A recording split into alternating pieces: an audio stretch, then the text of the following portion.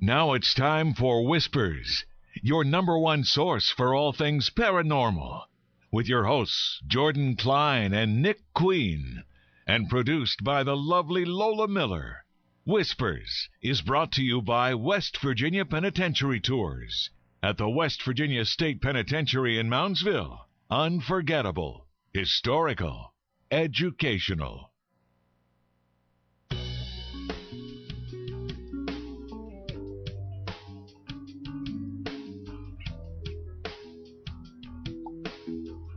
Hey everybody, and welcome to Whispers on AM 1600 WKKX, the Valley's Watchdog, and UPRN, the UFO Paranormal Radio Network. It is 6:07 p.m., 75 degrees here in downtown Wheeling. I'm Jordan Klein, here with Nick Queen, Lola Miller. What were you trying to say to me? I know. Well, you were turning down her heads. You weren't turning down her headset. You were turning down your recording. Did I turn down your headset? Oh, well, it was connected to your computer. That's the one you told me to mess with. Who was following Flurry the of cord? activity all of a sudden. Oh, well. And he's looking at me like, and I'm like, Nick reads sign language. Nick reads normal sign language just as good as he tries to give his own version of sign language, which is like him and Helen Keller are the only ones that can figure each other out. He's getting up. Everybody save me. I don't know that we should laugh at that, but it's amusing. Nick's mama decided to join us today. Sherry, you going to say hi? Hello. Wow. That was a lot. Well. To the point. Yeah. She's scared. There's nothing to be scared of. There's only 100 million people listening to you as we speak. Wanting to hear your every thought, your every... I think that, and Hello, I can't everyone. breathe. Hyperventilate. There's some lady in Ireland here going, "Oh, it's Nick's mama." That wasn't very good. No, it wasn't. That wasn't very good Irish accent. I tried, though. I don't know. Numbers here, 304-214-1600. If you're out of the area, you can call us toll-free, 1-866-514-1600. That's 1600. These are the worst headphones I've ever put on in this place. I'm going to change. Talk amongst yourselves. I'll give you a topic. Cats. I wonder how are the kitties, Lola? Oh, since you ask. They are now 4.5 weeks old, and I have to start giving them canned kitty food. Will they be ready for our Halloween giveaway show?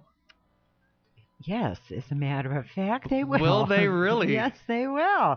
We are going, with every call, you get a kitten. Because I'm sure Marianne probably still has 5 of her own left, so, we would have 8 kittens to give away. Is that legal? Can we do that legally? I don't know, but since when have we worried about that? We'll do it anyway and let Mr. Fitzsimmons worry about it afterwards. Well, I do know that we usually put the pizza out there where would we put the cats? They'll be sitting here. Yeah, little box out there. Take one. Last night, I we could staple a name to it, like yes. On their tail. I named them. I said I was not going to do that. I named them. The little female is Princess, but I call her Sissy. The tiger striped one, of course, is Tigger. And nice. he's the big, bold one. He's the one that gets into all the trouble. The wonderful and then thing the about other, Tigger, the little black one, is called Weenie, for teeny weeny scaredy kitty. Aw. See, and that's a cute cat, too. Oh, he's cute. He really is. But he is a scaredy kitty. He really is. But Tigger, last night, I have 18 steps from my second floor to my first floor. Yeah. Thank God they're carpeted, because all of a sudden I see the dog's head going, I'm thinking, what is she looking at? Oh, here comes Tigger looking like a drunken sailor coming across the living room. Evidently, he had fallen down the stairs. Oh, Tigger. But he's not. He's bold. He's the least afraid of all of them, and they're all well socialized with dogs already. Oh, that's so good. Yeah, you can. And believe me, my dog, she cleans them. Oh. Cleans them inappropriately, but she cleans them. It's like, Gretchen, get your head out of her. But they're cute. But thank you for asking about my babies. Now, keep that in mind, everybody out there, that Halloween comes. The 27th is our Tuesday before Halloween. Mm-hmm. So get your stories ready. We got some kitties we might be passing on. We also got various books from authors that we've had on, and their publishing companies are sending us books too for giveaways. We got movie tickets. We got pizzas. We're gonna have the whole 9 yards. Wow, big show. It'll be a fun night. And kitties. I mean, who doesn't want? Who doesn't like a kitty? Who doesn't want a kitty? That's right. That's right. Well, shall I get our guest on the phone? Yes, ma'am. Sure. While we're doing that, go ahead. Okay. For those out there that want to register, we're going to do something. Today we're giving away stuff from each guest, and something that we're going to do is give away something from the on the air from a call-in, and something from our online registrations. Because we have people that's been registering for prizes online. Yes, and I also just sent an email to people from last week that tried to register, and that was a complete failure. But now my system's working, so we got to fix it's version 2.0. It works. It's not the beta version. We got to. Yeah. If you registered last week on the website, that's whispers092209.mp3. Up at the top, there's a button that says "Want to win a prize?" ? And who doesn't? I know. You could get a cat from this. You never know. Lola might give away a kitty on the website. Just going to pick somebody and just ship it off FedEx. Lily wants one, and I'm thinking road trip to New York. Lily, I'll deliver your kitty. There you go.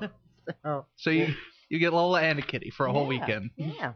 Well, is that the grand prize? I don't know about how grand it is. All of a sudden, guys are just, whoa, slow down, people. Our system crashed. Oh, no. Look what we did. Did it really? I'm just okay. Boy, it wouldn't Jordan, surprise you just me. Turned white. It wouldn't surprise me with the luck that we have with computers in this room. That's right. Well, we have our guest. Dr. Adams is on the phone waiting for you. All right. Up first, our guest, Dr. Alfred Adams, releasing his new DVD, Are We Living in the End Times? Scheduled to release on the 29th. What's today?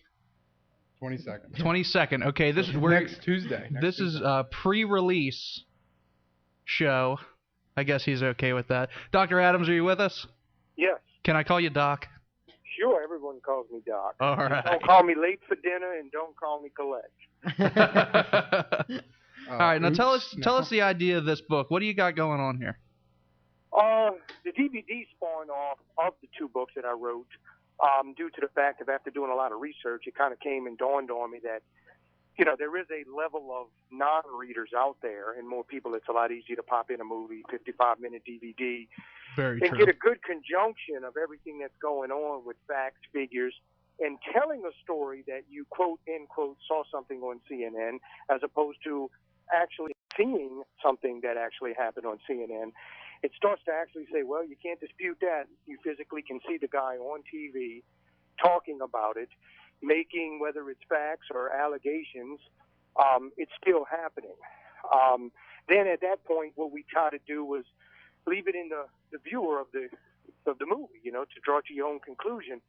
All the facts that are put into the DVD, whether it covers North American Union, the Amero, living in a cashless society, the movement of the RFID chip, things that are actually in line with biblical prophecy. It starts to put into the viewer's eyes, hopefully, questions of either A, how far along in advance are these things that are happening, and B, maybe I should do some research because I've never even heard of the North American Union. Yeah, I've never either. Can you talk to us about that for our listeners? Well, the North American Union is a proposed situation that was created in the Bush administration. It happened actually overnight. It was done by Bush administration. They did not get any input from Congress. And which Bush administration are we talking about? First one, last one. I'm just making sure. One, right. I'm just okay. I was guessing. I've heard more than I care to about this. So okay. He's fortunate. Congress absolutely did not have any input, and no voters within the United States had any input. The proposed plan is to merge Canada, Mexico, and the United States into one country. That's crazy. This sounds like a great idea. There's some pros and cons. Wow, don't laugh. There's some pros and cons. Being sarcastic, and he's looking at me like I'm crazy. No, I mean, if you look at it from this way, they planned, but we've seen what the economy did this year. People were screaming for, China did it, France did it, screaming for a new global currency. Mm-hmm. There is a proposed currency that would take care of the United States, Canada, and Mexico, which is the Amero. Now, at the G20 summit, which y'all are not too far from that right now that's going on. No, just right down the road. Yeah. They already had a proposed global currency, and the actual coin is already created a prototype. So there are movements to be in a situation, whether it's economically, politically, laws, governmental bodies, to be under a one world government, a one world currency, one world body and laws. And according to Scripture and Bible prophecy, those that would know it, in Revelation chapter 13, we know that at some point in history it was written, but in some point in our very near future, there will be an Antichrist that comes on the scene, and all the nations pull together and turn their authority over to this person, and he rules as a global elite, and he has complete control. All governing bodies, you're under a one world government system.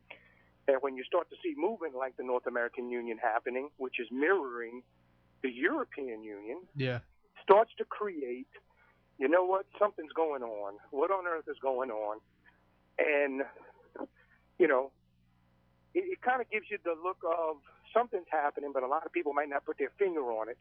A lot of newscasts that will cover this will cover it either from a political or economical standpoint, but very few will cover it from a biblical standpoint. Yeah. Well, here's a question that we had. Now, you're wanting to, you mentioned the Antichrist and then kind of one world government, situations we're getting in. Now, I know during the election, a lot of people were like, "Oh, Obama's the Antichrist. Obama's the Antichrist. Obama's the Antichrist." What are your feelings towards that? Do you think that Obama, could be biblically an Antichrist figure, or do you think that he's setting up for what is to come? Good question. I'll have to answer it from this standpoint. Biblically, the position he holds right now, he could not be the Antichrist. Biblically, because he's only the president of the United States. Now, in 4 years, if he does not get reelected, and for some odd reason he moves on to a different rank, let's say through the United Nations or Council on Foreign Relations or Trilateral Commission, that can open up another whole different story. Now, isn't there like an ancestry thing, though? You have to come from a certain region or... To an extent. Biblically, from when we study theology, when we actually study theology and we study eschatology is more of a biblical prophecy side. He does come from the government system out of Europe, a European government system referring to everything's under one form of government, like Rome was in that time. United Nations would fit the category because it is a united portion of nations. It's all nations together and a portion in one.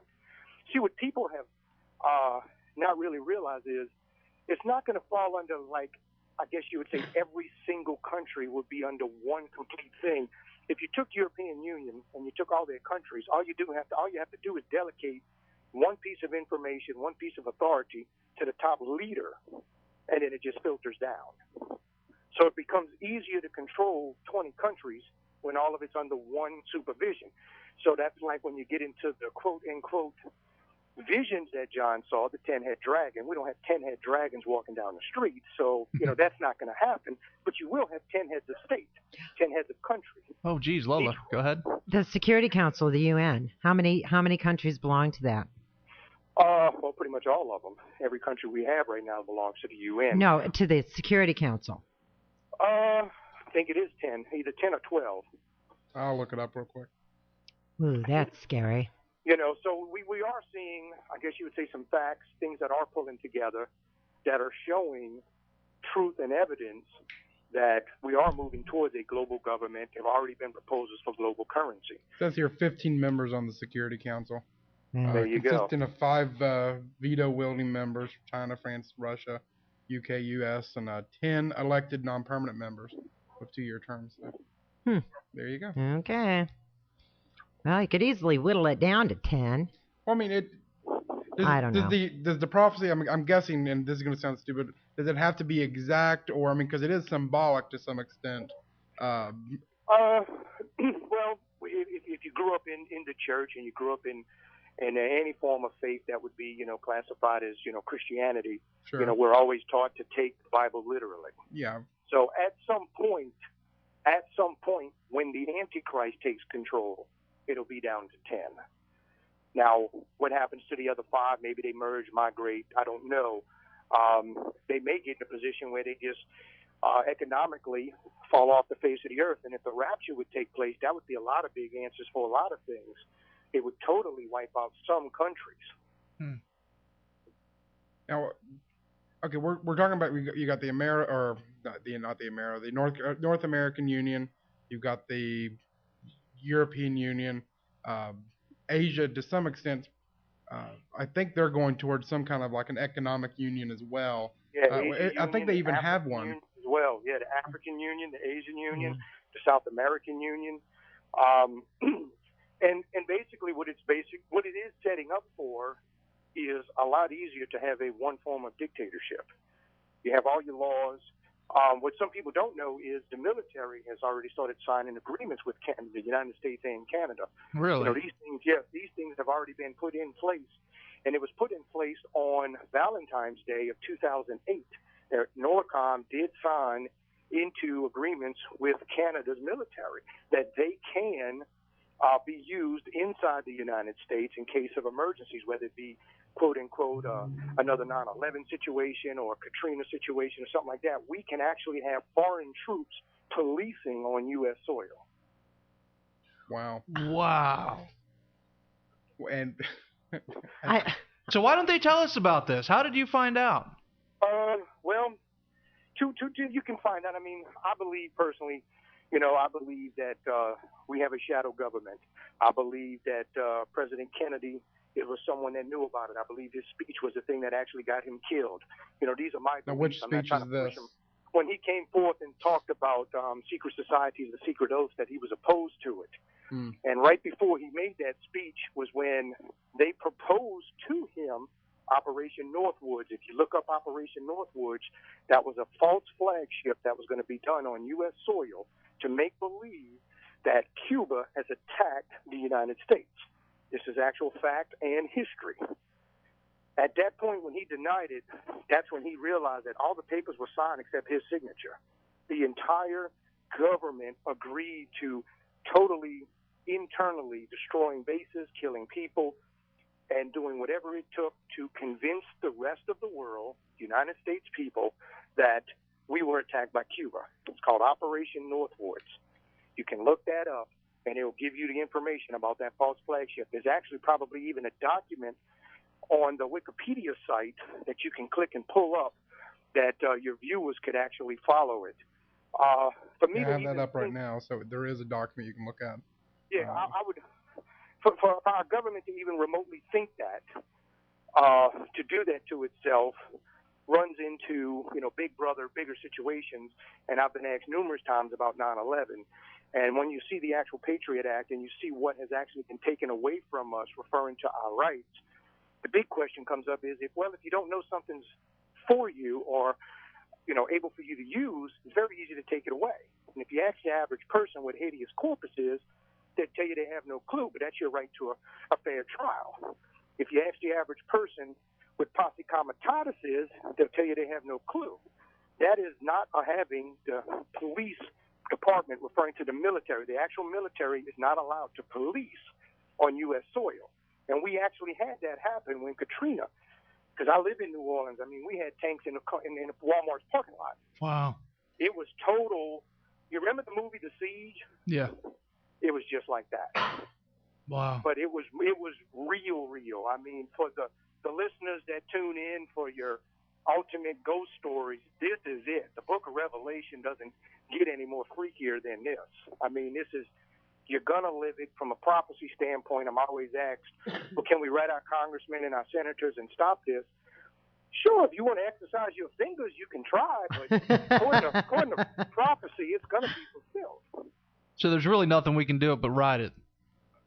Pray and make sure you're right with the Lord. I mean, my ultimate thing would be always tell people, make sure you're born again and you're saved.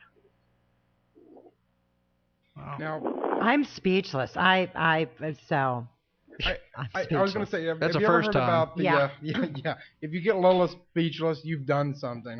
So you get a cookie. No, you get a kitten.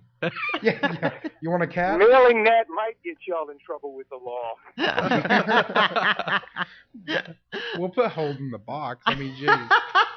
We're not crazy. You drill the hole before the cat. Yeah. There we go. That's why we only have Thanks, three. Doc. That's why we only have 3 kittens to give away. There were 4. Let's not talk about that anymore. No. Now, have you heard about the concentration camps? And I've heard this before, and most of the time I see pictures and stuff, but I'm thinking, well, there's got to be some other reason.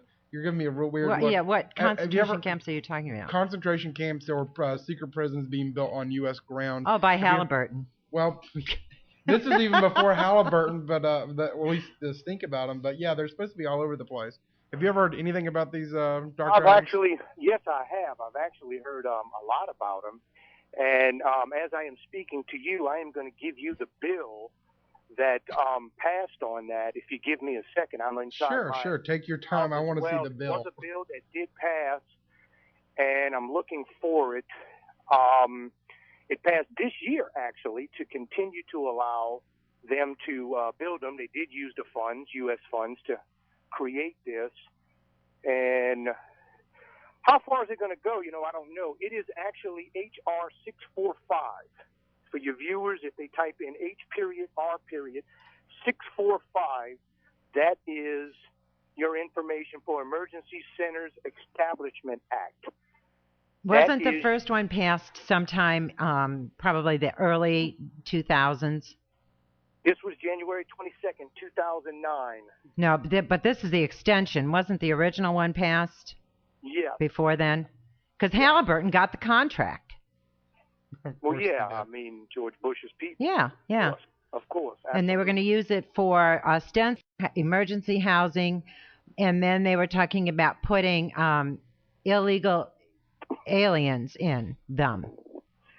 Well, and this right here, it's interesting you should say that. If we have spent so much money and so much focus on border control, why did we go in the middle of the night and strike a deal to erase the borders and become one country? I know. One has to stop and think and ask himself, just as a U.S. citizen, whether you believe the Bible or not, that's irrelevant at this point. One has to ask himself, that becomes a total waste of taxpayers' money. Now, the ones I was thinking of, because I just looked it up again, because I've seen the one that you sent.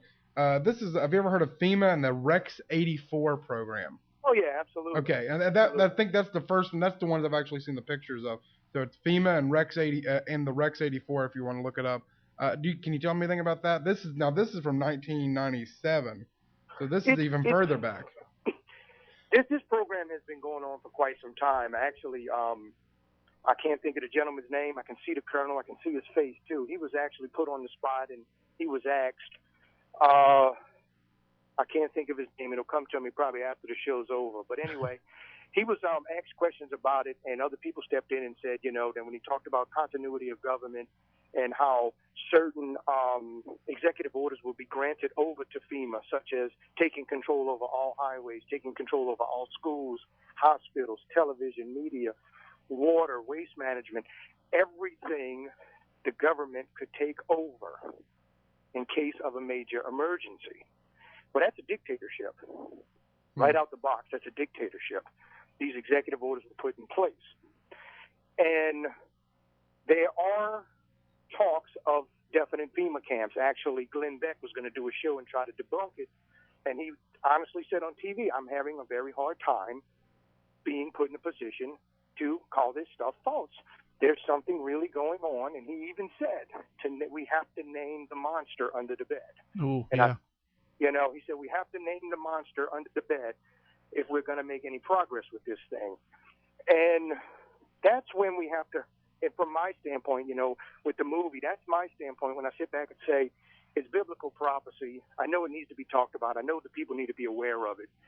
But if you believe the Bible like I do, it's going to come to pass. Sooner or later, we will be under a one-world dictatorship. All right, Doc, I hate to interrupt you right here, but we do have to break for a commercial. And when we get back, we'll be giving away some DVDs from you. If you're out there and you want a DVD, go to website whispers092209.mp3, hit want to win a prize, and send me your information. We'll be giving one away from there, one away over the phone. So, all right, you're listening to Whispers Radio on AM 1600 WKKX and UPRN, the UFO Paranormal Radio Network. We'll be right back.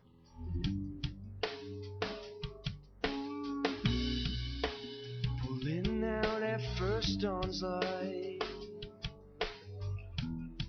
Gotta free my mind, get you out of sight.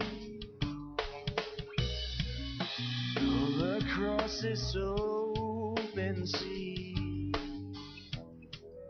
sparkle blue beauty like a young man's dream. The former West Virginia Penitentiary housed some of the most violent criminals in history. Many of the prisoners who lived there also died there. It is known for being one of the most bloody institutions in the United States. Don't miss your chance to experience the former West Virginia Penitentiary. Your tour will consist of an astonishing 90 minutes that offers an awesome history, a touch of art, cold hard facts, and an education of the justice system. Tours start 11 a.m. Tuesday through Sunday. For more information, go to www.wvpentours.com or call them at 304-843-4146.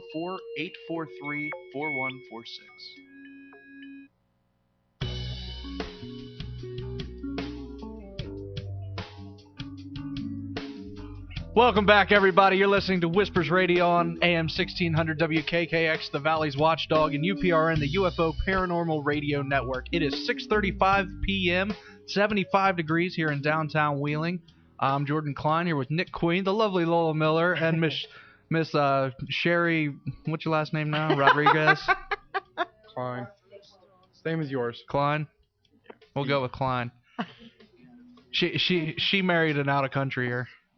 Out of countryer? A Honduran. We were just talking about her living in Honduras. He did live here. All right, if you're just checking in with us, I know our Pal Talk friends have just now got their server straightened out. We are talking to Dr. Alfred Adams about end times happenings. We're talking about one world government, cashless societies, all that kind of good happenings. Are you there, Doc? Sure am. All righty. We were talking about amongst ourselves during the break about the government's power to take away everything from us. That there are these FEMA executive orders that give them power to take over transportation, communication, power, food, bridge, government, register people, aircrafts. And Lola was talking about the power to giving President Obama the power to take over the internet. Right. Or take it off the air, whatever. Yeah. I mean, what the heck's happening? Well, and that's just it. That's why we did the DVD, Are We Living in the End Times, to ask the question, or is this generation living the final days that, the Bible talks about? The old saying, how much worse can it get? I hate to really bust someone's bubble, but the answer is it's going to get much worse. As things continue to happen in the world system, a person that believes their Bible and a person that's a Christian, born-again believer, it only gets better for them because according to Scripture, they know that it won't be long before their Lord and Savior comes back, to rapture His church. And those can be some of the things that can actually spark off those executive orders. If a rapture would happen, there'd be total man chaos globally. So you would be put in a position where there'd be very few answers, and they would have to do something to actually gain control.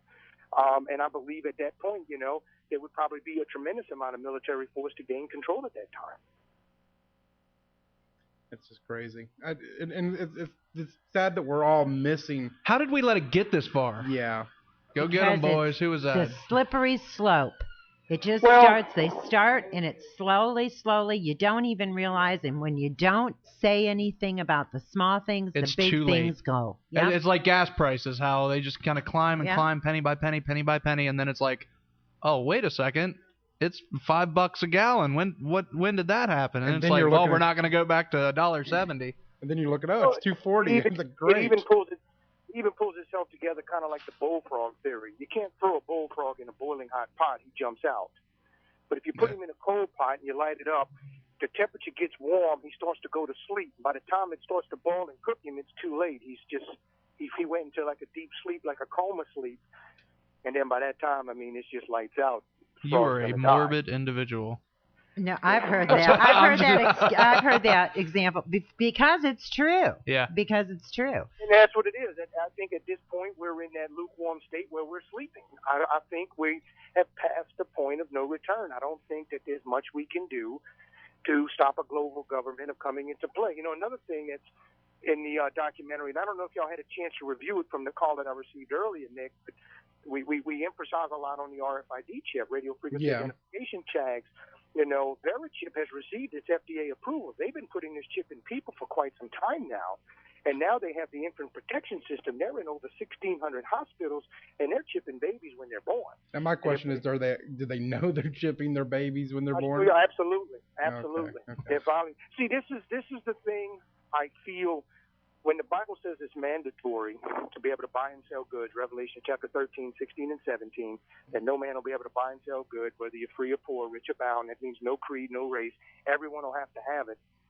I think they're going to run to it. They're going to be so deceived. I think that they're going to think that this thing is going to save them. This is going to be the safety net. Wow.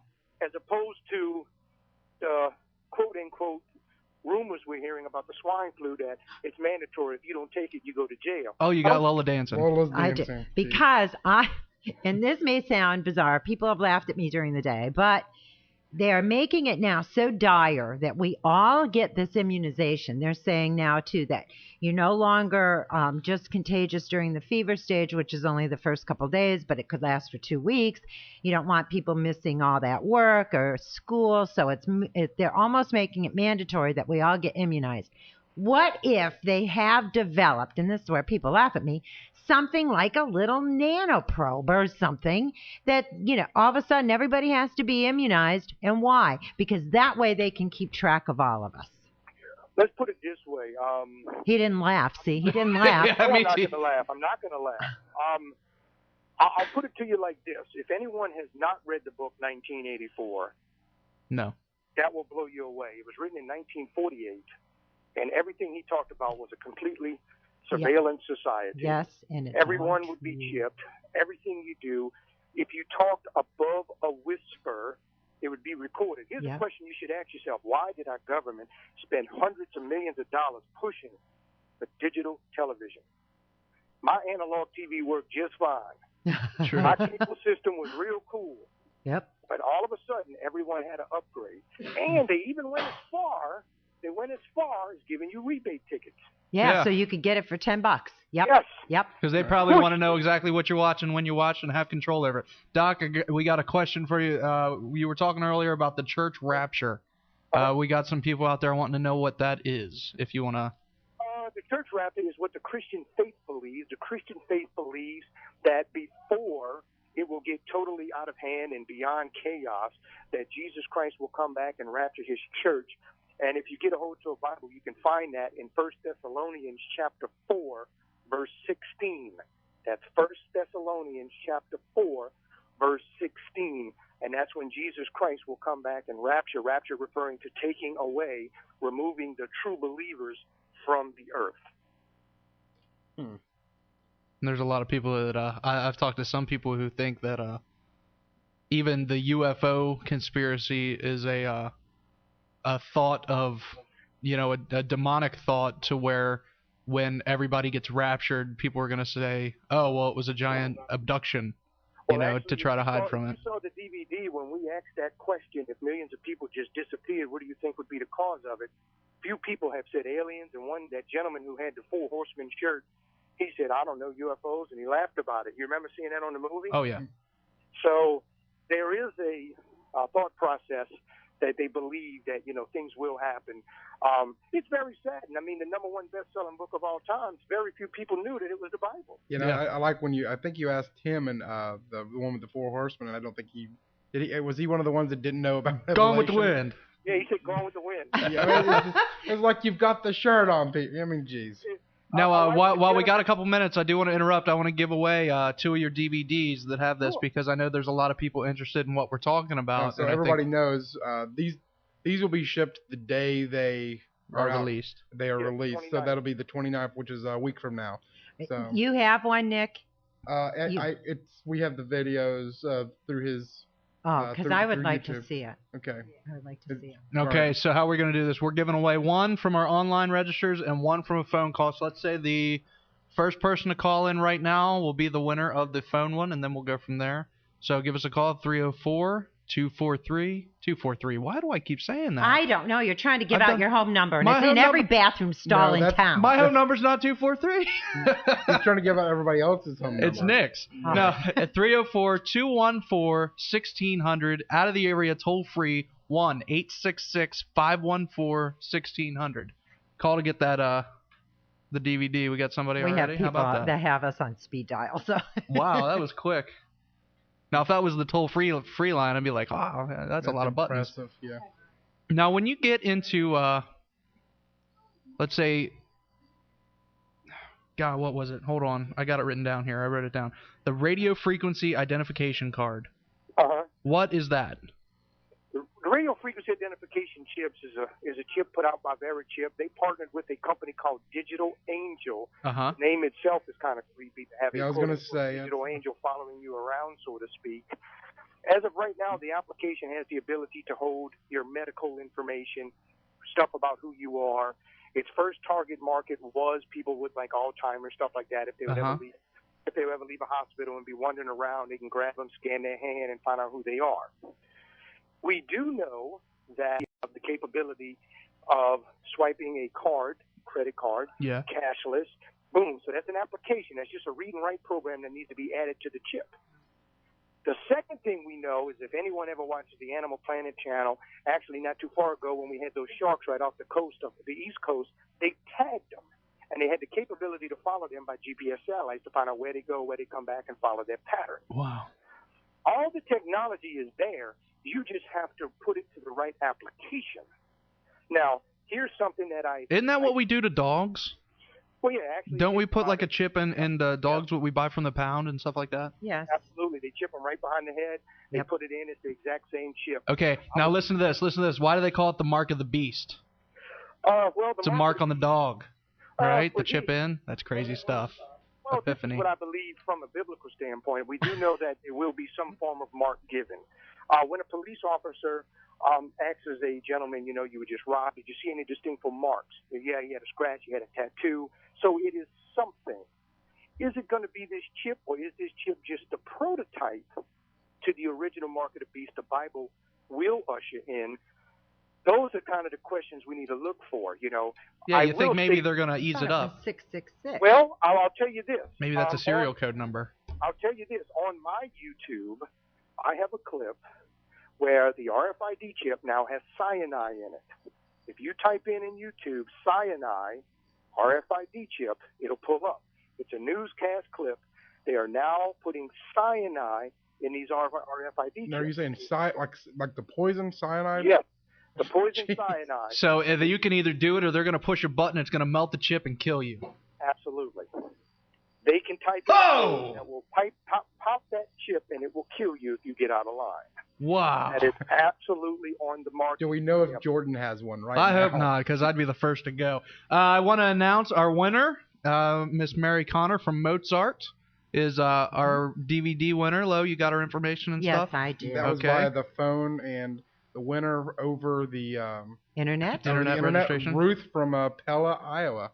Oh, good. Pella, Iowa. So, Ruth, hello, Ruth. You are the winner of our DVD giveaway, Are We Living in the End Times by Dr. Alfred Adams. And both of them will enjoy it. It was fun. All right. Well, I definitely want to see it. I don't know if you can call it fun, I guess. It's an eye-opener. Informative. Yeah, Informative. Sorry to interrupt you there, Doc. No, that's fine.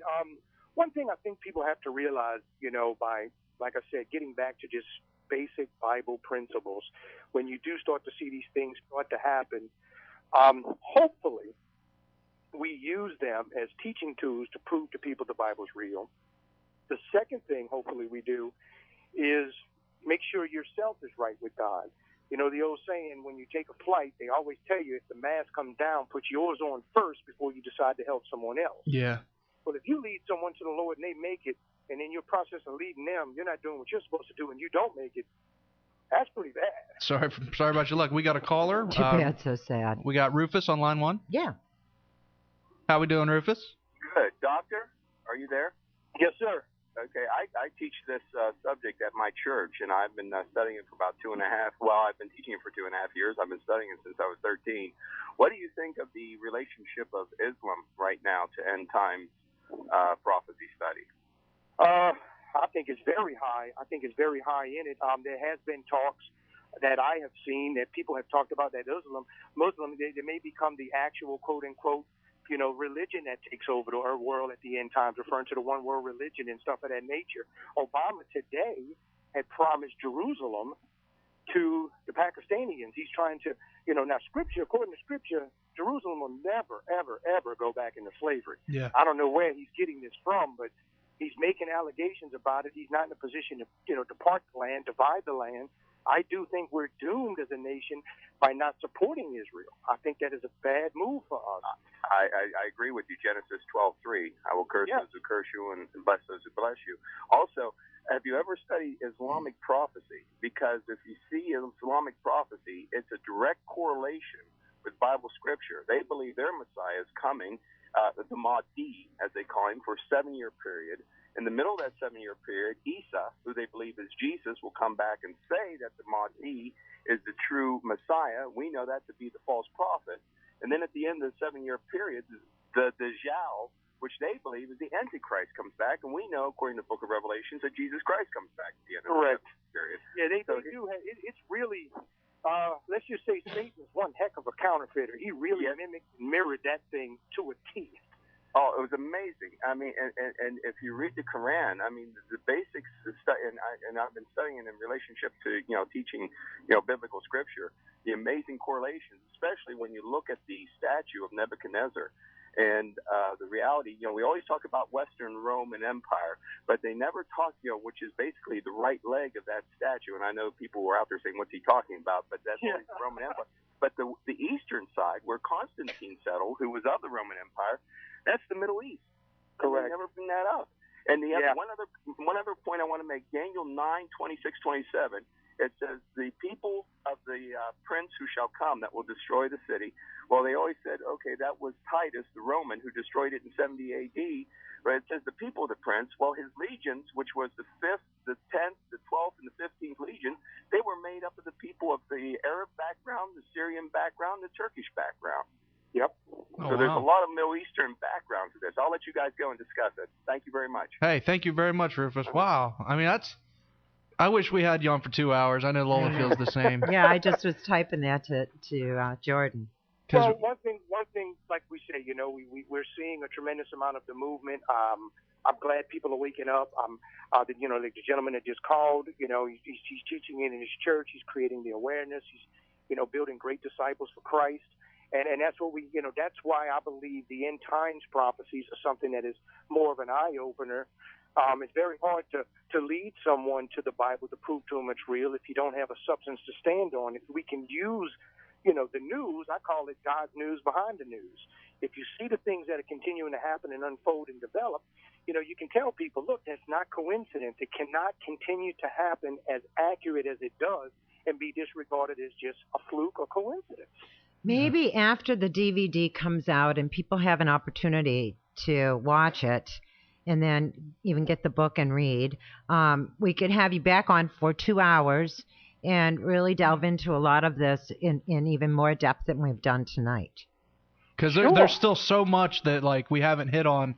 When we get to the one world government stuff and what's actually, because like I said, or Nick said earlier during the break, we were looking at just was it just FEMA.gov or FEMA? Well, no, it was a site talking about the different FEMA executive orders that gave FEMA more or less control over. Okay, look that up, everybody, because the stuff. I mean, the Postmaster General can completely register everybody in the U.S. I mean, ridiculous stuff. People listening, even if you are not a believer, and there are things that we've touched on in this last hour that have to do with your own personal freedoms, whether you want to take the biblical meanings of some of this or not. This is stuff that if you live in this country, you should be aware of what this government is taking from you and limiting you to. And the thing to remember with executive orders is that it's not something that's going to be argued back and forth. No, in it's Congress. just done. The with president a signs signature. it and it's over. Yep. Yeah. So. Yeah, it's on the table. If I could, I'd like to give my website out. Oh, yeah. Absolutely. Go ahead. Viewers can go to it and get more information. They can go to www.untitled, www.nearingmidnight.com. That's www.nearingmidnight.com, and you can get a lot of information there. And if you want to send me an email, send it. I'll get to it when I can. I am a real person, and I will answer your stuff. We've been talking to a computer for the last hour. But anybody out there, if you forget that or you're out driving or anything like that, if you go to our website, we have it listed there, and we also have links to his books.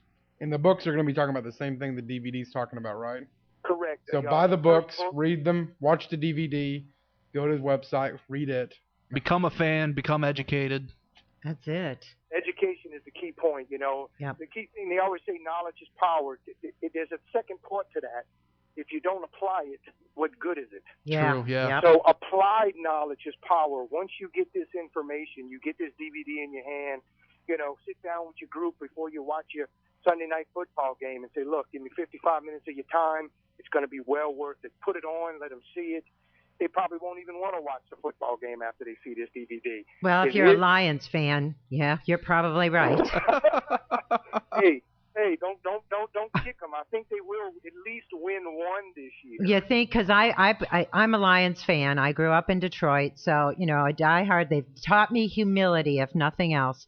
And I just keep thinking they can't go 0-16 again. They just can't. Well, I mean, they can. I know. That's the sad thing. They have the ability. Hey, Doc, that is all the time that we have. I want to thank you very much. Oh, and absolutely. We said we're having you back, and we are going to really dig into this because, like I said, there's so much more aspects of it. I mean, this is like 100 conspiracy theories all in one that lead to one outcome. One thing, yeah. I mean, it's crazy. Yeah. So we're definitely coming back to this if you will have us. Absolutely. Thanks for having me this time. And, you know, shoot me an email and we'll schedule something in the books. And I'll be back on. Great. That's awesome. Great. This is Dr. Alfred Adams, the movie, Are We Living in the End Times? You can go to whispersradio.com and find his website and pictures of his books. You can click on them, buy them on Amazon. Good times for everybody. Well, kind of. Well, I mean... yeah. Except for all the people that's going to die because it's in the world. Well, you know, we won't talk about that. Good educations for Doc. everybody. Thanks, Doc. Thanks, Doc. Hey, thanks for having me. Y'all take care and God bless. Bye, Doc. Bye. Man. Whoa. Is your brain throbbing? Yes.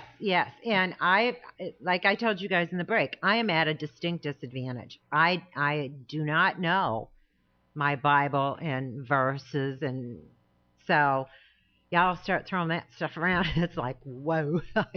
But like I said, even if you don't take it as, you know, the biblical way, this is stuff that your government is doing to you. Yeah, if you remove the entire Bible stuff, it's still scary because it's really still happening. Yeah, because the government is really taking over that kind of stuff. FEMA really does have acts that take care of all that. You know, you got the swine flu coming, and they keep on saying all these people.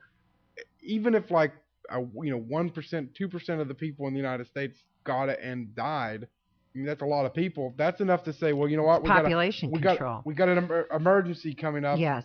Seize everything. We got to control the, It takes the one pen stroke to put martial law into effect. I know there was an executive order that was declared, I think it was after the Depression or something, and this is it's saying that, the president's got control of this, and this until, such a time. But it was never revoked. And I cannot remember. If anybody knows, email me. I mean, I'm trying to remember what it was. There is a movie you guys need to watch. I mean, everybody knows I'm a big Turner Classic Movies girl. That's what I watch. This is an old movie called Gabriel Over the White House. And it was made during the Depression, so it was made in the early 30s. And he becomes president, and it's kind of like Abe Lincoln's spirit is kind of guiding him. Uh-huh. But it is scary. The reasons that he takes over the country are entirely different than somebody would in these days. He did it then because he needed to get people back to work, and the cabinet wasn't doing what they were supposed to do. It was, all the bigwigs in Washington were looking out for themselves and not for the common man. But it is a brilliant movie. It's called Gabriel Over the White House. I think John Huston is in it. I've looked it up. It's Walter Houston. Walter Houston. And Karen Morley. I've heard of Houston. I've never heard of Karen Morley. She's wouldn't. older than you, Nick. Yeah, way older. But it's a brilliant movie. It really is, and it's thought-provoking and scary, very scary. So I highly recommend that. It's crazy. Next hour we will be giving away more stuff.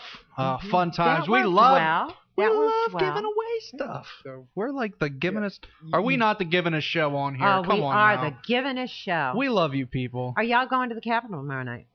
What's the Capitol tomorrow night? It's opening tomorrow night. What? Maybe. I can't. I'll be right next what time? door. I gotta work. What time is it? Because I don't have to work. 7? 7. I might be able to sneak it and get out there. We gotta talk. Okay. We need to go. All right. Up next we have UFO sightings. Stan Romanek. Romanek. Not even just sightings. They took him. So sightings, abductions, more fun stuff. I want to address real quick. People out there saying that like to hear about the paranormal stuff without the religious overtones. We understand, but religions and to other people are very paranormal. You get into the occult, you get into psychics, you get into Christianity, you get into all that. They all originate somewhere. We got to go. CNN News. Bye. Gotta free my mind. The former West Virginia Penitentiary housed some of the most violent criminals in history. Many of the prisoners who lived there also died there. It is known for being one of the most bloody institutions in the United States. Don't miss your chance to experience the former West Virginia Penitentiary. Your tour will consist of an astonishing 90 minutes that offers an awesome history, a touch of art, cold hard facts, and an education of the justice system. Tours start 11 a.m. Tuesday through Sunday. For more information, go to www.wvpentours.com or call them at 304-843-4146. And now back to Whispers, brought to you by West Virginia Penitentiary Tours.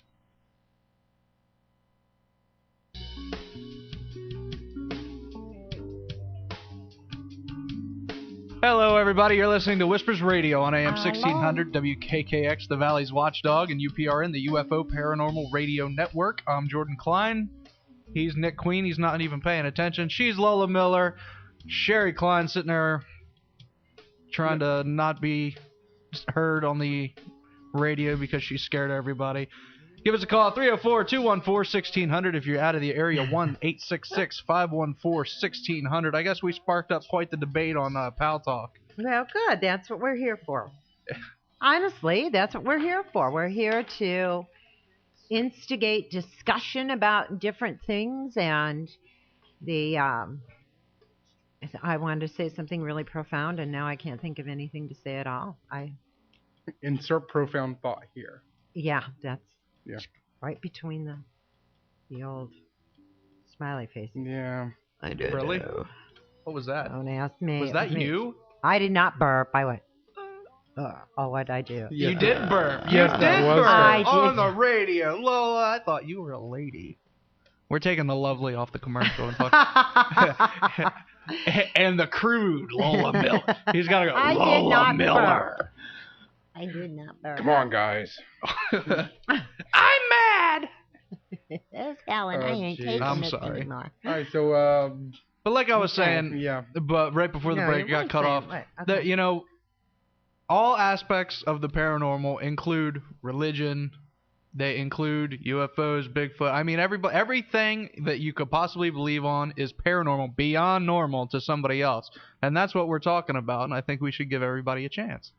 Now, Absolutely. I mean, even as Lola said, as somebody who is looking at it from somebody who doesn't study the Bible every day, that's not where her, where she's at. But she got something out of it. She knows that, there's stuff going on that's making her want to learn more, to delve deeper in. There's other people out there that may or may not know. But, I mean, if you get into the one world government, we can see it. It's proof. It's there. You can look it up. Nick was looking at the FEMA stuff. There's stuff out there that's going on. Yeah, okay, he's got it matched up and lined out with the Bible. That's a conspiracy theory, and that's what we checked out. It's cool. Well, if you stop and you think about the different... You don't even have to parallel it to Revelations. The European Union. The fact that there was an administration in our government that was talking about a North American union. So many of these continents are doing that, trying to lump all their economics together for a lot of reasons. One, with Europe, it seemed to make sense. So you didn't have the problem of money crossing borders and having to do monetary exchanges and everything every time you wanted to buy something from a neighboring country. So it makes sense on that level, and I think that's what they were trying to pass off to the people in the Americas, is that it would only make economic sense. It would be easier for trade like that if you had one steady monetary value that could be used for international trade. But you take that and you take it a step further, and all of a sudden you do have a very small group running all of the economies of the world. Yeah, that's scary. And just as we saw back in the fall when the world itself was ready for economic collapse, this is a scary time. And the faster that information travels, the more instantaneous people can present their ideas.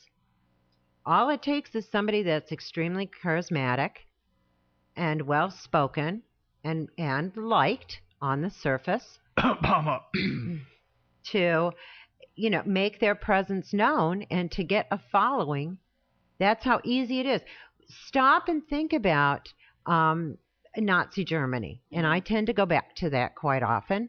But here's this little painter, house painter in Hitler that literally almost A, invaded the entire world, and B, almost took the world to a total collapse. Now, there were a lot of economic reasons for that happening, and the Treaty of Versailles was one of them, but the fact remains, when you take a people that is dissatisfied, it's not difficult to have somebody that has the charisma to get up there and have people follow. And we are like sheep. We tend to follow the leader and blindly go wherever they decide to take us. And our society today is so lazy that unless it affects us directly in our living room, we tend to say, well, it's not about me. I'm not going to get involved. And that's the first step to all the problems. True. Nobody wants to take the leap and go forward with it, and that's where we're getting it. All right, while we're getting the guest on the show, if you want another prize, we're going to be giving away 2 books. Messages. I don't want to say it wrong. Yes, Messages, the world's most documented extraterrestrial. Couldn't remember if it was Message or Messages. I had to check. But Messages by Stan Romanek. Been reading it. Got most of the way through it. Very, very interesting book. Very easy to read and very well documented. So it's going to be a fun interview. But if you want to get the book, we're going to be giving away 1 on the internet, 1 over the phone, like we did last time. I like that. I think that was good because it gave our guys that couldn't call in. Yeah, there's a lot of people listening over the podcast. I feel bad leaving them out. So now they get a chance. A lot of people listening all over the place that just don't have the number on speed dial, like Lila mentioned. Quick question: do the people that registered earlier have to re-register, or are you keeping them? I sent them a message. The ones that you mean the ones from last week? The ones we just gave away. We just gave away a book from there. Do they have to re-register? I'm leaving them in the database. I'm just gonna 1 every 30 days or something like that. I'll figure out a system. So, no, they do not have to re-register. If you're real clever, Nick, you could make it so that it will automatically drop their name on a 30-day count. I could probably do that. I know you could. That's why I'll figure out something. But that way they don't have to register every week, and they might just be surprised. I'll have it. I've got Excel working here. When I get home, I'll do something. So, all right. Well, we have Stan on the phone. All right, our second hour guest, Mr. Stan Romanek. He has been having UFO sightings since the age of 5 after a UFO encounter in December of 2000, in which he videotaped. His life has been a living nightmare. Stan, are you with us? Yes, I sure am. Now, tell us about what's been going on. What you've been having abduction or encounters since you were 5? Well, as a child, I had some bizarre things happen. You really don't put 2 and 2 together till, you're an adult. But my first major encounter happened, like you said, December of 2000. when I saw my first UFO, along with a whole bunch of other people. Now, in the book, and I've been reading through it. You talk about some very weird encounters happening when you were a child, which kind of gave me goosebumps. I'll be honest with you. Can you kind of go through those a little bit, because I know, I mean, that to me that was the first thing, and I'm thinking, it was just one of those wow moments in the book. I want to add something to that too, because we had a guest, was it last week or the week before, that said he knew his child was having abduction experiences. Now, how did that affect you, being 5 years old? Well, when I grew up in the military. My father was in the military. He was a lifer, what they call a lifer. He stayed in the military his whole life. He was stationed, and even to this day I don't know what he did, but he was stationed at missile bases throughout the United States and did something there. Mm-hmm. And I remember as a small child hearing the story where a UFO came over one of the missile silos in Minot, North Dakota in '68, I believe it was. And they tracked this UFO after it did something to the codes. It actually armed one of the missiles. And then they tracked it over to our small town in Northwood, North Dakota. And they followed it. And when I was about 5 years old at the time, I remember I was playing with my pedal car. I had this, man, I wished I had that pedal car again. It's worth some money. But I was throwing little rocks at my pedal car, and this strange woman came up to me, and I remember looking at her, and she had these really bizarre slanted eyes. And she told me that I was going to do something important when I grew up. And I remember she opened the palm of her hand, and this looked like a large glowing blue marble started floating. And I remember my mom saw this woman, came running out, grabbed me, grabbed my pedal car, and told me to play in the house. And the woman kind of walked away. And then I saw her again a few years later after my dad was stationed in Cheyenne, Wyoming. We were Christmas shopping or something, I don't remember, and the woman approached, started talking to my parents. And I remembered that I knew her from somewhere, but I couldn't remember where. And then I saw her again when we moved. I was originally born in Denver, and then we moved back to Denver. I saw her again when I was about 13, and she came up and talked to me while I was playing on a swing set up at a park. And I remember she started talking to me, and I looked up at her, and her mouth wasn't moving, and it scared the heck out of me, and I ran all the way home. Wow.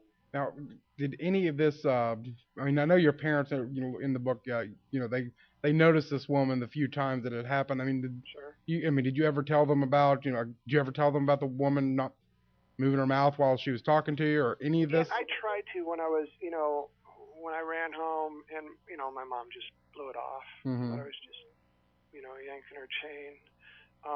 But yeah, that pretty much was the extent of what happened to me that I remember. Yeah. Now, was this the same woman both times, or all times? All three times. Yes, all 3 times. Wow. And then I think I've actually seen her a couple times just recently. Oh, really? Yes. Can you tell us about that? Yeah. What kind of interactions do you have with her now? Well, it's not like I can approach her, and it's not like she approaches me, but I've seen her at a couple of my talks. I'm almost sure of it. I was doing a talk in the San Luis Valley, Colorado, which is famous for UFO sightings. Mm-hmm. And there was a big camping trip up there, and I'm sure she was there. I mean, I remember seeing Now, do you think she's been just watching you your whole life, or something else? I can't tell you. I really don't know. It appears to be that way. But I really, could be anything. But I know what I saw. And see, that's what makes my case so different than everybody else's, I guess, is the fact that most of the stuff that happens only seems to happen when there's lots of people around. So it's kind of nice for me because I don't have to explain myself. Has this woman aged any at all? Someone asked Russ Mack. Not. That's what's so bizarre. Wow. Have you spoken to her at all? I mean, I know you said you haven't really approached her, but has there been a time when you were able, because this has happened throughout your life, that you have said anything to her? Well, when I was a kid, I did, but after that, the 2 other times that I thought I saw her, she was too far away for me to approach her, and when I went to go look for her, she was gone. We do have something really bizarre that's been happening lately that a lot of people don't know about. I'm going to talk about it first on your show, believe it or not. There we go. Right. We've had these strange children show up. One of them this summer, we caught her picking flowers in our yard, and the cats were acting weird. We have some cats, and I went out and took some pictures, and it's like this girl stood up she was hiding behind the grill, and she had flowers in her hand, and there were flowers my wife had planted. It's like, oh no, the neighbor kids are going to get in so much trouble. And I remember her eyes were very bizarre looking, very slanted, very huge, beautiful blue eyes. And she went running out of the backyard, out of the gate, and I chased after her, and she just vanished. What's interesting is we had some friends come over that evening, and they found a bouquet or a pile of flowers arranged on our front porch. The flowers that were picked in our backyard is really bizarre. Now, if you get into like the abduction, a lot of different theories are through reproduction. Like a lot of reasons why people are abducted is through reproduction. And I know Josh on the chat room, mentioned maybe she's a hybrid, but I'm thinking maybe, those kids that are seeing are your like hybrid babies, and they're coming out to like try to make contact with their daddy. They're bringing you gifts. That's the thought that the researchers have, because we've seen this. Well, a girl, and it's always girls for some reason. And we've captured, we have her in a few photos. Really? One, we were messing around with a new camera I got, and it was kind of late at night, and it was raining outside, and we took a picture, and I noticed movement outside of the living room window. Got this big picture frame window. And there's a little girl that was kind of peeking in through one of the windows, and it's like, what in the world? And we all went outside and ran after her, and she ran too fast. And we actually got plaster casts of the footprint she left in the front garden. Two quick questions. First off, how old are you? You said you've been having this since 5, so how old are you now? 46. 46, okay, so like 41 years, wow. Secondly, this has to affect your family. I mean, how does this affect your family? I mean, what does your wife think about this? Well, I actually met my wife online. She lived in Nebraska, I lived in Colorado, and I wanted to videotape the surrounding area and send her a care package because I wanted to entice her to Colorado. And that's how I saw my first UFO. Believe it or not, she still married me, even though all this weird stuff started happening. You have to know it's true love at that point. Absolutely, let me tell you. And it got to the point, and stuff happens literally weekly, just bizarre, not necessarily abduction stuff, but the high strangeness stuff. But it got to a point where we were afraid to sleep. I mean, my stepkids still sleep with the lights on. I've got twin stepdaughters that are in their 20s. My stepson is 15. What is more terrifying to us, though, is all the harassment that we've gotten. All that, I've been shot at and beat up and stuff like that. By who? Who would shoot at you for this? Wow. You tell me. Oh, jeez, that's even scarier. Other than shooting at, which is just probably the extreme I'm hoping, what else has happened? What kind of harassment has been taking place? Well, we've had our house broken into. Even last 2 weeks ago, we had our house broken into, and they took out my website. They got in and took out all our emails and screwed up our computers. We found listening devices in our house. It's been documented. Our phones have been tapped. That's been documented. I was beat up pretty severely when I lived in Colorado Springs, Colorado. Did you get to shut up about this stuff. Yeah, did you get a look at the person that did that, or? Oh, yeah. I mean, there were 4 people in a unmarked black SUV, and they were military types, and I was riding my bicycle to work because I lived fairly close to work. I didn't want to drive my car. And they somehow knew exactly where I parked my bike behind my work. And they drove up, got out, and told me to keep my mouth shut. And I said, I never said anything to you. And they started talking about the ET stuff. I said, oh, yeah, I see what you're talking about. I'm not going to shut up. I ended up with a broken nose and a broken wrist, and I was tasered. Oh. And there were people driving by when this happened, and the police got there right just after these guys left. In fact, people were trying to chase these guys to get their license plate and stuff, and they lost them. So. Jeez. I know when I was talking to when we were working on the interview that something was happening with your emails and and all this stuff at the time, which was I'm thinking, okay, we just an abduction case, okay, and then I start talking, and I'm like, what's happening now? What was happening with your emails? Email addresses. Was this the same thing with somebody breaking into your house, or? Exactly. What they did was they broke into our house and they got our passwords, and we actually found a device on my wireless network card, and that's being investigated right now too. Huh. And they took out everything. They changed the passwords to our emails so we couldn't get in our emails. They took out our website. They took out everything, literally. My YouTube videos, my Twitter account, everything. And this is what we've had to live with. I mean, see, people don't understand, the debunkers especially, the people that just refuse to believe that this stuff is real. If this wasn't real, then why are we being harassed so much? Now, who do you think personally is doing the harassing? Do you think it's government? Do you think it's like Men in Black type of situation? Do you think it's just like naysayers? Listening to your last speaker, who is government, really? I mean, that's a good question. Yeah, it's a very blurry line at this point. I can tell you that whoever they are, this has been going on for almost as long as, my experiences. I've been followed, and that takes lots of money. I mean, by now they must have spent millions of dollars doing what they do. Who has that kind of money, and why? Yeah. I don't get it, but it still happens. Now, do you have anybody protecting? Do you hire security? I think I would have them on speed dial at this point. Is there any security at all that you? Not that, and don't give anything away, of course. That that would put you in danger, but. Yeah, we've got inside help. We know we do. We've got help from up above. I'm absolutely positive we do. There's evidence of that all over the place. Now, unfortunately, here's the thing. A lot of people think that because of what I'm doing, I'm making a lot of money, which is absolutely not the case. In fact, we're so poor we can't pay attention. I couldn't afford security even if I wanted to. Yeah, I'm sorry to hear about all that happening. Well, let's go ahead and get to the abductions themselves.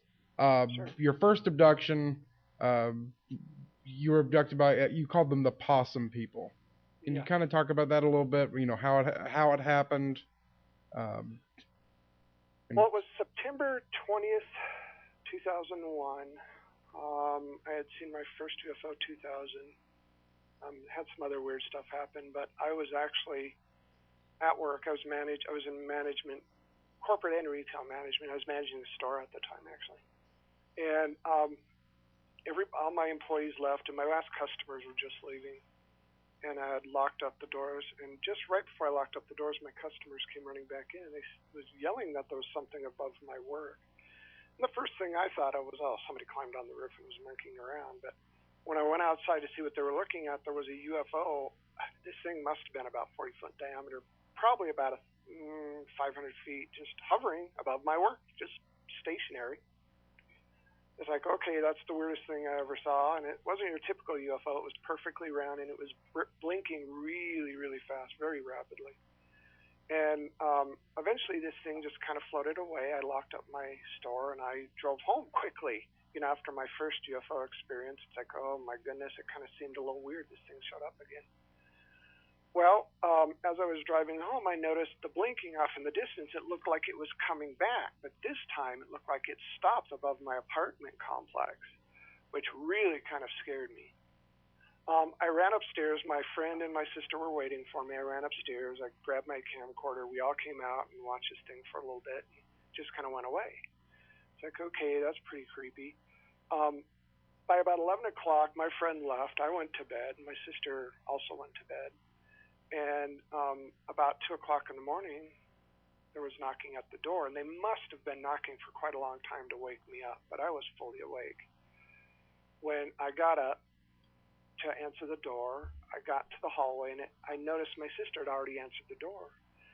and there were 3 people standing outside, and I thought they were young teenagers because they were a little bit shorter than my sister. There was a female and 2 males, which is not typical of what you hear. Now, what gets me, when all the TV shows and radio shows I've done, they have debunkers. They'll say, "Oh, it's the sleep paralysis stuff." Mm-hmm. Well, what they don't tell you is 20% of the real abduction cases that happen while people are driving their cars, like Betty and Barney Hill. Or, when they answer the door, if that worked. It has nothing to do with sleep paralysis. I was fully awake when this happened. I remembered everything. I think this is the first one I've ever heard of them knocking to come in. Yeah. Very atypical. Exactly. It was not typical at all. Well, I got fairly close, and I see these things standing there, and I'm thinking, what? They've got masks on. They have to have some kind of costumes on, and the first thing I thought of, they got masks on. They're going to rob us. So all this stuff is running through my head, and I'm screaming at my sister, "Don't let him in, don't let him in." And as I get closer, I notice that my sister has this kind of dumbfounded, blank stare on her face. She was actually staring at the ceiling, which I thought was weird. It's like, what in the world? And the female kind of pushed her aside, and she stepped forward, and that's when all hell broke loose. That's when I realized, first of all, that these weren't masks. And when she grabbed my wrist, and how do I explain this? It's kind of like trying to explain the color red to a blind person, really. A thought popped into my head, and that thought was, "You're going to be okay. It's okay." And I can tell you it wasn't okay because I didn't put that thought in my head.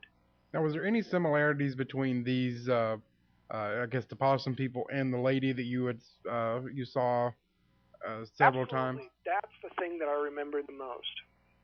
Now, when people talk about ETs, they usually talk about the grays, which I've seen something close to that, but they didn't look gray to me. They were more kind of taupe-colored with a bluish tint to their skin. But these things had huge, almond-shaped, wrap-around blue eyes, like the bluest baby blue you'd ever, almost day-glow baby blue eyes. I've never seen anything like it since. And it reminded me of the woman from my childhood, except the woman from my childhood was a lot prettier. These things had real scraggly, like real old people white hair, very skinny, huge heads. And I remember when the female grabbed me, she had 3 fingers and a thumb with the palm of her hand was extremely long, and the thumb was way down at the bottom of the palm of her hand and almost came up to the tip of her fingers. Wow. Now, go ahead, I'm sorry. And I remember, they started dragging me. We lived in a second-story apartment. They started dragging me out to the balcony, and there was a male on each. And for some reason, as I got close to the door, I snapped out of whatever trance I was in, and I grabbed one of the males, and I was going to throw him off the balcony. And I felt the light tap on the back of my head, and I woke up somewhere else. Huh. Now, what do you remember about being? I mean, do you think you were taken? Well, of course you were taken to the ship, but I mean, what happened there? What do you remember? I mean, do you remember them doing an experiment? Do you remember? I remember everything. You remember everything? Okay. It wasn't, we joke around every time, and even a producer for Good Morning America, ABC Good Morning America, when she came down and they wanted to film for the thing, they got to see UFOs and stuff. And we joke about it. We always say, "Oh, look, we're having sleep paralysis again. Wake up, everybody." But I honestly, I remember everything. And I remember when I woke up, I came to, I was literally, I was stuck to a wall. I don't know how else to explain it. And those rides, you go to the amusement park, those centrifugal force rides. Yeah. I don't know what they call them, tilt-a-wheel or something like that. Well, that's what this felt like. It wasn't like I was glued. It was like literally like some kind of gravitational thing. And I remember looking off to the side, and I could see these quarter-sized copper pieces embedded in the wall, like every foot or so. And the female came up to me, and she put her hand on this lip panel, and it released me. And I'm telling you, I was so terrified I couldn't even move. I had tears running down my face. I was just flipping out. And again, this thought popped into my head: calm down, you're okay, everything's okay. And she grabbed me and pulled me forward, and I remember one of the males came out of this doorway, and looked like he came straight out of the wall, actually. And he was holding a box, and the box looked like it was internally lit, and there was a tube coming out of this box. And it looked like, for lack of a better description, like it had a melon baller at the end of it. And I remember they turned me around, and I felt this excruciating stinging pain on my back, on my lower back. And again, I felt a tap on the back of my head, and I woke up on a table in the middle of the room. Now, do you have any physical... Absolutely. You do? Okay, so scars and stuff from this? Absolutely. In fact, throughout my experiences, that's one of the things I have so much of. It's unbelievable. There's so much trace evidence and so much. I had one encounter where I came back with the wrong clothing on. I came back wearing a woman's nightgown. And it was... Nick's got stories like that, too. No. It's like some kind of weird drunk night out, but really it wasn't. Now, did you notice anything about their skin texture? Like anything, that kind of stood out to you? I remembered they were extremely pale, and their skin looked a little bit more porous than ours. Was it smoother, scalier? I mean, anything like that? It was smoother, almost rubbery looking, but more porous. How about colder, warmer? Colder than ours. At least when she grabbed my hand, her hands are really cold. But when I grabbed the male, I remember thinking, man, this thing's light, but damn, it's really very muscular. Just built different. Now, why do you think they're here? I mean, you talk about, you even said that they were watching you now. Why are they here? What exactly are they? What's their purpose? See, that's the thing. And, there are a lot of people that say they're experts. I am not. I don't pretend to be. Personally, I have a theory that, if you do any kind of research at all, they've been here for thousands of years. What their agenda is, I have no idea. But it seems that, I'm sure there's good and bad up there just like there is here. But it seems like they really want us to grow up. They really want us to take responsibility for what we're doing to ourselves and to this planet. They want us to go green.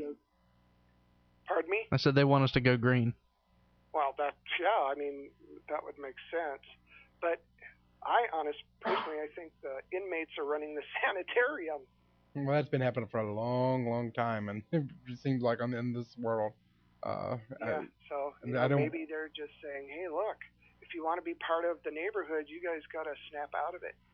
And, that's why I do what I do, is because I want people to stop being. The reason they're skeptics in this world is because they're afraid or they have some kind of financial gain. Now, one of our listeners in the Pal Talk chat room asked, do you think you've ever been taken to a mil lab, like a military lab?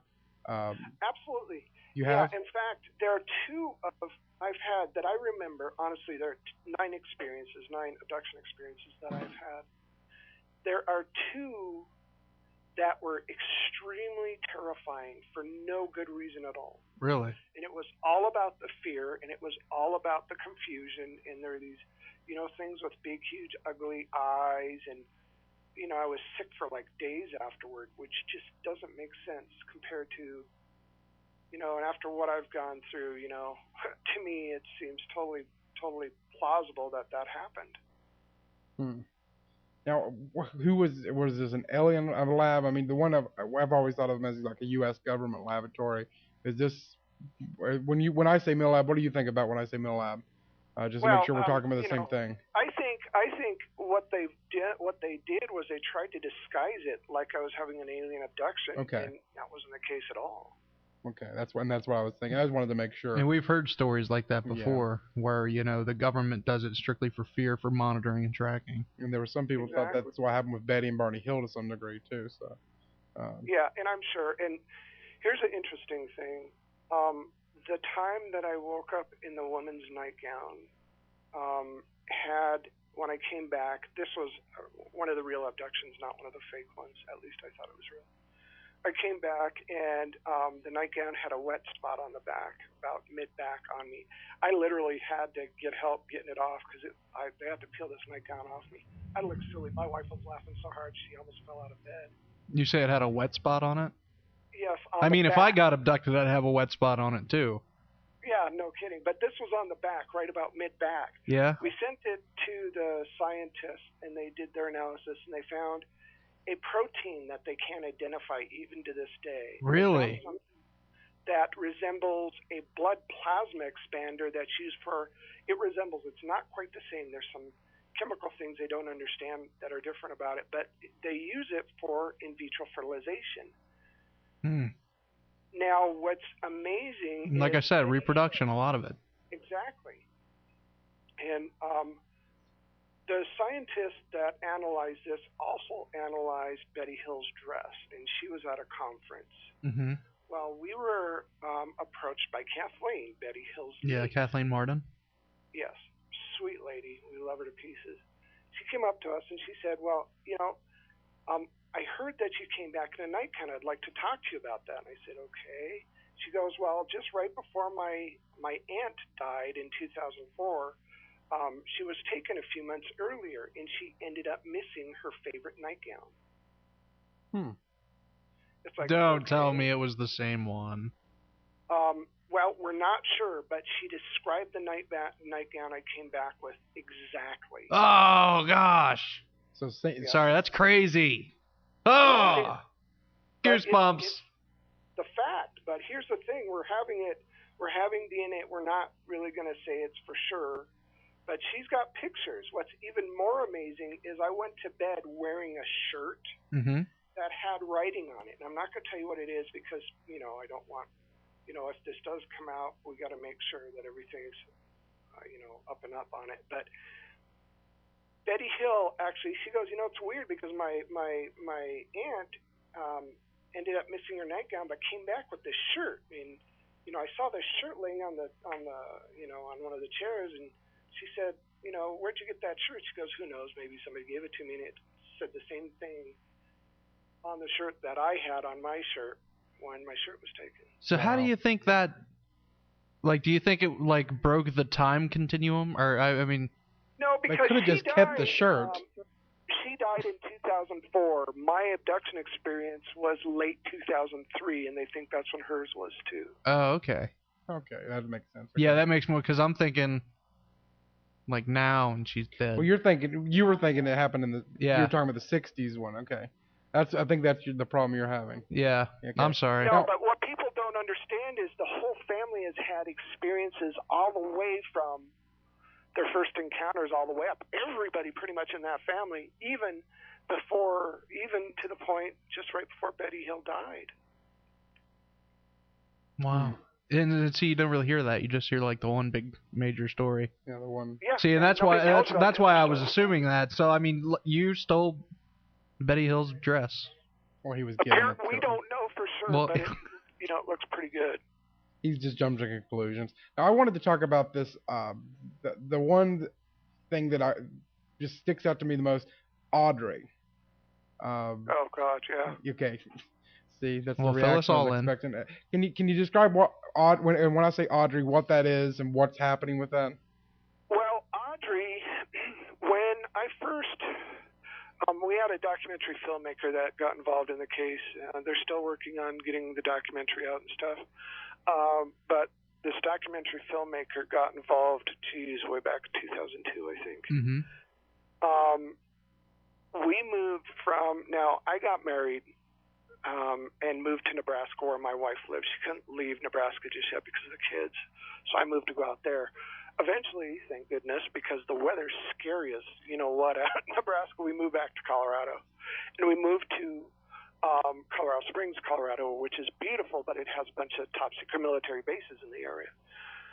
Well, we got a call. The movie producer got a call from a mechanical sounding voice left on his answering machine, and it's a British lady's, this British sounding voice, woman's voice. And it says, get them out of Colorado Springs, they're in danger, blah, blah, blah, and went on and on and on. Well, we thought it was some kind of joke, and we couldn't figure out, it sounded computer generated. The enunciations weren't quite right. Yeah. Well, we found that whenever there was trouble, this thing, whatever it was, this voice had the ability to seem to be able to tell tell the future. And she'd warn us about stuff, and if we didn't listen, man, we'd be sorry we didn't. Well, one of the researchers involved in my case, and let me tell you, I've got some of the top scientists and researchers in the world involved in my case, did some investigative work and found a text-to-speech program called Natural Reader. And it's a voice named Audrey. You know, you can type something down, and a few seconds later, this voice pops out, and it reads the words you typed. Well, here's the kicker. Once he found this, when we realized it was probably a hoax, we started getting phone calls where we started talking one-on-one with this person. Really? And we've had 3-hour conversations. Did you record the conversations? Absolutely. Okay. I've got them all. You bet. I'd like to hear those. All right, I do. We're at 7:46. I want to give away some of your books. Sure. Can we do that? Absolutely. We'll do it just like we did the last time. First caller gets a book, and then we'll select.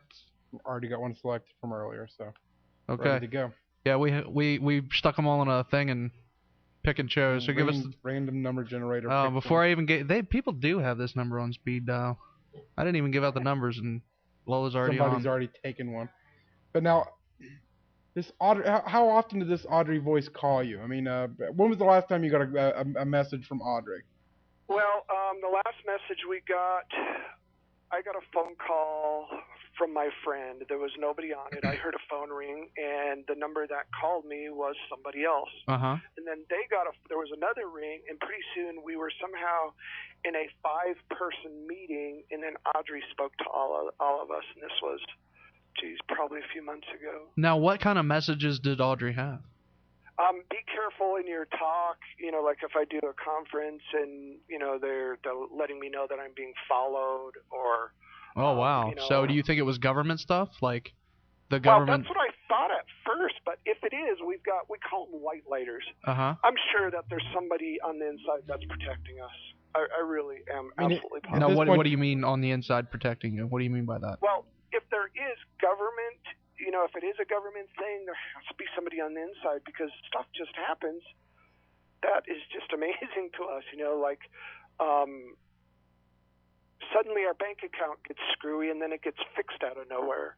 Or let's say we don't have enough money to pay our utility bills because we used it all on, you know, doing talks and stuff. You know, our utility bills will be paid for. Okay, so let's see. I'll go ahead and give away the first book here. Where's my file? Winner's Renee from, and I'm hoping I'm saying that right, R-E-N-E, is that Renee? From Vancouver, Washington. That was the first one. That was was it? Yeah. No, it was Ruth. Okay, was the first one. 2 R's, I know they're confusing. But Renee, Vancouver, Washington, you'll be getting a book in the mail. Be sending them out the next couple of days. That one. And then we're working on the other one, still on the phone with that one. So now, let me go back. Your book is called Messages. Yes. What exactly are the messages? Do you think ETs have an important message for us, or? Absolutely. Okay, and what is that message? It's time to grow up. Okay. Oh, we had talked about before. Yeah, that is a very important message then. And okay, then where are you going with that? Yeah, where exactly? I mean, how are you conveying that message, or how are they wanting you to convey that message? Well, you know, that's a good question. You know, I'm doing what I can. They don't really. It's not like they talk to you one-on-one, really. Yeah. I honestly believe that everything is guided. I've seen things happen that are just amazing that I just sit back and go, wow. What I'm doing really is I'm talking about my story just to get people to understand that this is a real thing. This is not anything anybody's making up. Look, the Vatican came out last year and said it's real, that they've known about it for a long time. Monsignor Balducci, my right-hand man to the Pope. Really? Yeah, you can, I didn't know do that. your own research. Yeah, you bet. In fact, it was made world news, but you didn't hear about it in the United States. Yeah, we always get kind of the shaft on. Well, I wonder who's controlling that. Yeah, gee. Yeah. Where's Stephen Bassett when you need him? What? I mean, your story is just—I mean, it's just fascinating. I mean, one of the questions I have to ask, I mean, you're talking about, alien that abduct you, the possum people. Are these the only ones that have abducted you? Have there been other types or races or species of aliens? Well, there were 3 that I know of. Okay. What people say are the Greys, and something that looked like a giant grasshopper or a bug. Sure. And that's happened once. I've got, if you saw the primetime special or the ET Tonight special or any of those, you can go to the website and see we thought we had a peeping Tom. And, at the time, my stepdaughters were young teenagers, and I see movement out one of the windows, and this went on for a few months. I called the police. We set little traps, sticks, so if they stepped on the sticks, we'd hear them out of bat by the door. And one of the researchers suggested that I take my camcorder and point it toward the window, put it on night shot, and just walk away. And I actually went to the bathroom, sat at the edge of the bathtub waiting, and I saw 2 flashes of lights, and I looked out, and I see this head pop down. It's like, yes, I got him. Well, when I reviewed the tape, it was not what I expected. Now, what exactly, why wasn't it what you expected, I guess? Because I thought it was going to be a person, and it wasn't a person. Oh, okay, I got you. And so it was... I don't want to... Yeah, it looked like a gray. Okay, I'm pretty sure I've seen that video. Now, sure. And I've heard people on both sides saying some people defending it, some people of course if you go to YouTube, there's people that try to recreate it, showing I mean what do you when you see something like that, what do you think? Well, when I first saw it, it's like, it's got to be somebody in a mask. Sure. But here's the thing: when I went to the window, I saw this I thought it was a little kid running away, and it clipped one of the bushes. It was, I thought it was a full moon, but it wasn't. It was whatever it was. It was pretty bright outside, and I saw this thing. It looked back at me, and its eyes were not normal. I mean, you could see, again, go to the website. It's on the website. I show everybody. You can see it for yourself. I jumped like a little screaming little girl and run away. That would probably be my reaction. So I can't knock you for that. So your website, you said everybody go to your website. That's Stan Romanek, ROMANEK.com, correct? Yes. Okay. Making sure you're still there with us. I thought for a second we lost you. And now we also have your book up for sale on Amazon. I know it's at Llewellyn Publishing. They can get it there. Can you buy it off of your website? Yes, you can. And if you want an autographed copy, you can actually go to the website and special order a copy, and the order comes to me, and I'll sign it for you, whatever way you want me to, and I'll ship it to you. Oh, great. Very awesome. There you go. Our phone winner is Barbara. Yes. And we'll be getting that book to you. Lola's got your info. Right. Great.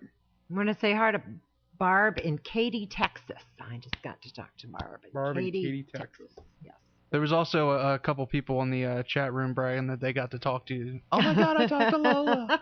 Yeah, Lola's the big draw here. It's sick. I wish people were excited they got to talk to me. But I am every week. It's not. Well, Stan thank was you, excited. Stan. So. I'm excited to talk to you, sir. We should get fan clubs up for both you guys. All right. Well, Stan, it's a lot of fun. We're running out of time. We've got to get you back on. I mean, there's so much stuff to go over, and I was hoping we'd get a lot of the stuff in. So I made sure I got the things that I really wanted to talk to. The Audrey would just freak me out. I don't know how you go on. It makes me think of and I bring this up all the time, so if you listen all the time, you'll get over it. Mothman, the Mothman prophecies. Oh God, that scared the heck out of me. In the scene where the robotic voice keeps calling and wow, that is right. Yeah. It's like, hey, open up the book in the drawer, page 400, line 3 says this. And now, has that ever happened to you at all? Does somebody leave you a message? Pretty close. Pretty close. Pretty oh, really? Close. What's weird is now we have these little kids calling. That's what they sound like anyhow. See, now the kid thing would freak. I would move, change my phone number, and never talk about it again. He doesn't like We've kids. moved 8 times, and it doesn't help. Really? Yeah. Jeez. Well, if the little kids would chase me. Yeah. Now, what do you do with the little kids? The things that you see. Freak out. Like Lola says, do you stab them? No. I mean, they're beautiful little girls, and it's always little girls. and with really these weird, amazing eyes. And, you know, I take pictures of them, and everybody sees them, and we try to chase them. And it's like, you know, at first I saw one, and I thought it was the neighbor's kid, and it just vanished. It's the craziest thing.